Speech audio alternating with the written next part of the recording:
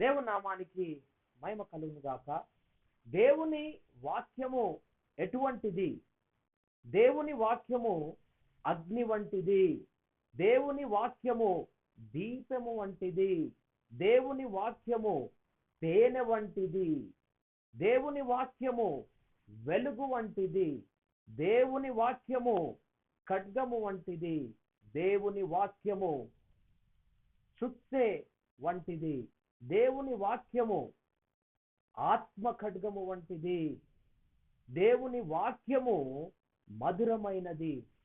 ఇట్టి దేవుని వాక్యము ధ్యానిస్తూ ఉంటున్నప్పుడు పాపమునకు దూరముగా, పరిశుద్ధముగా, పవిత్రముగా మన జీవితములను జీవించడానికి దేవుని వాక్యము సహాయం చేస్తూ ఉంటుంది. అట్టి దేవుని వాక్యము దివారాత్రము మనం ధ్యానిస్తూ ఉంటున్నామా? తేనె వంటిది, దీపము వంటిది, ఖడ్గము వంటిది, అగ్ని వంటిది దేవుని వాక్యం.